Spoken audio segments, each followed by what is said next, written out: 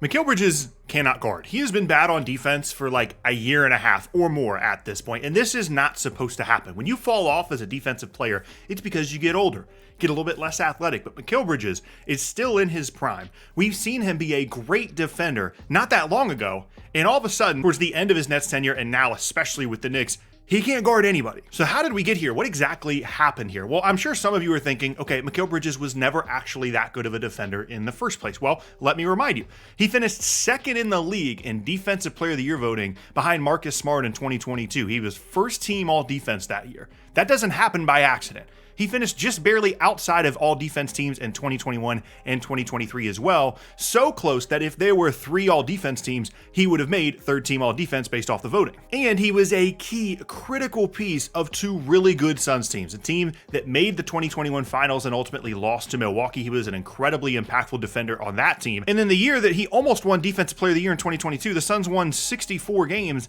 and had the 3rd best defensive rating in the entire league. So yes, at one point in his career when he was with Phoenix, Mikal Bridges was a very good defender, and now he is not. So what happened? Well, there's a couple of things. First and foremost, even when he was at his peak, there was an archetype of player that still Mikal Bridges struggled with defensively, and I think teams have just started to figure that out a little bit more, especially during his tenure with the Knicks. Famously, he had a lot of trouble with Luka because of his strength and his size, and Mikal Bridges' defensive instincts were always about his length, being able to stay in front of guys because he was so tall and long. But if you had size and strength, could back him down to the post, could get him off his spot when you're driving to the rim, you can have a lot of success against him despite how good of a defender he was in Phoenix. And again, Luka was the perfect archetype for that when they lost in the second round to the Mavs in 2022. But the problem now with the Knicks is it's not just the bigger guys, it's everybody. Everybody is just blowing by Mikal Bridges on the way to the rim. He's not getting deflections, he's not blocking shots, he's not able to stay with guys in the post. There's not one part of his game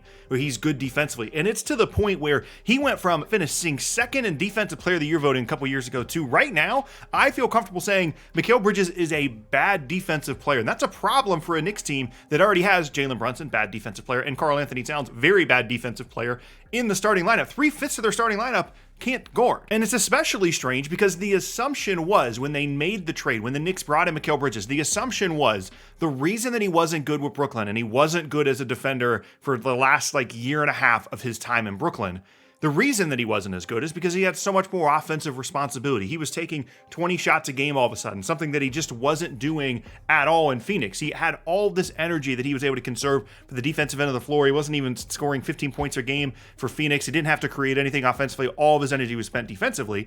And then all of a sudden in Brooklyn, he's doing all this stuff on offense, so he's tired. He has to do all this other stuff. And it was a great test case for why some of the best offensive players in the league are not good defenders. It takes a lot of energy to create a ton on offense and then also guard one of the best players on the other end of the floor. And so the assumption was the Knicks bring him in. He goes back to where he should be in the offensive hierarchy, 3rd or 4th behind Karl Anthony Towns, behind Jalen Brunson. And all of a sudden, they're going to get the Phoenix version of Mikal Bridges. That's what the Knicks paid for. That's what the Knicks traded all those future first round picks for. They didn't trade for the Nets version of Mikal Bridges. They didn't necessarily trade for, oh, we're going to do the Villanova thing. They traded for the guy that was a key piece of 2 awesome teams in Phoenix just a couple of years ago. But for whatever reason, that has not happened. Mikal Bridges has not reverted back to his form in Phoenix, and he looks like the same defender that he was towards the end of his time in Brooklyn, while also not being as involved offensively. So there really is no explanation for that other than he just hasn't been practicing as a top level defender for so long that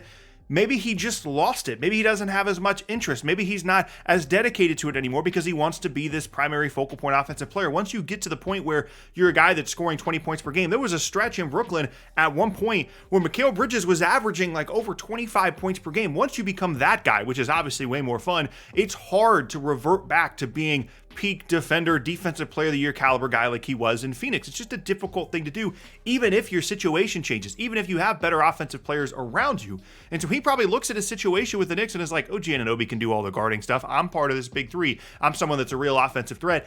And the effort level is just not there the way that it was in Phoenix. In addition to, he was a little bit more of a flawed defender than maybe we realized at the time when he was so good in Phoenix. And as I said, that is a significant issue for the Knicks because part of the construction of this team last year and then ideally going into this year was that they were going to have a really strong defensive identity. I liked the Knicks a lot coming into the season because I thought that even with the introduction of Karl-Anthony Towns and then with Jalen Brunson still there, I felt like they could still be really good defensively because of Josh Hart, because of OG Anunoby, because of Mikal Bridges. And it was going to require all of those guys to be really good defensively in order for it to work, and it just hasn't. That is a massive, massive issue when 3 of presumably your best players all can't guard. That's not a sustainable way to put together even a top half of the league defense. And as of right now, the Knicks find themselves outside of the top half of the league in terms of defense, and that's a massive issue. It's a huge, huge problem for them because as good as Brunson, Karl-Anthony Towns are and have been, and Cat has been fantastic offensively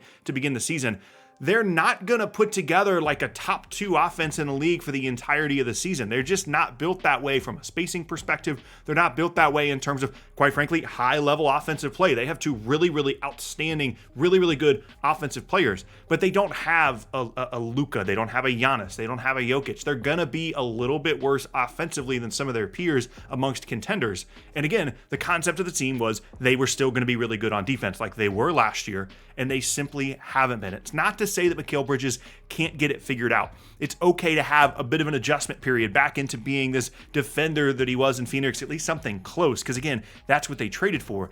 I'm not all that optimistic, though, that guy's ever going to come back. And as strange as it is to think about a guy just not being able to get it back defensively the way that he was before, the perfect example of this is DeJounte Murray with the New Orleans Pelicans. When he was in San Antonio, he was an all-defense caliber guy on the perimeter. He was guarding everywhere, great length. He was legitimately an all-defense caliber guy. He could have made all-defense teams. He could have won Defensive Player of the Year if he had continued at that pace. And then he gets traded to Atlanta as he starts to grow a little bit more into this offensive role. And then he just doesn't really guard at all in Atlanta. They traded for a guy that they felt like was going to be an awesome fit, complementary fit alongside Trae Young. They quite frankly traded for a guy that they thought was going to be on the level of impact of someone like Dyson Daniels has been so far this season, but also a really good offensive player alongside Trae Young. And he just didn't guard. He got a taste of what it was like to be a primary offensive option towards the end of his time in San Antonio and then this free-flowing style there in Atlanta. And he just stopped guarding, and he was bad, and then they traded him away, and now he's been hurt with the Pelicans, so we can't see necessarily if he's going to go back to that all-defense caliber guy, but it's the exact same situation, and that is what makes me nervous for the Knicks. It's not just the roster construction, it's not just how much they were supposed to count on their defense, but it's that we've seen this happen a couple of times before. When you become that guy, when you get all this offensive responsibility, you kind of still feel like it should be there for you, and you just don't go back to the defender that you were. Now, I will say for the Knicks, in terms of season long, there are still plenty of adjustments they can make. Maybe they can try and play a little bit smaller OG Anunoby at the 5 and try and figure that out when they have Mitchell Robinson come back and be healthy. Him and Cat can play together in the front court, and I think that will help. It's just going to be difficult if they play one of these teams like Philadelphia, for example, with Tyrese Maxey. Who's guarding Tyrese Maxey on the Knicks? I guess it's going to be Josh Hart, but those kind of quicker guys have been giving Mikal Bridges problems for basically 2 years at this point, and we know that he's going to struggle with those bigger archetypes, although OG Anunoby can handle those guys pretty well. I'm very concerned about the defensive personnel unless Mikal Bridges can somehow find his way back to close to what he was in Phoenix.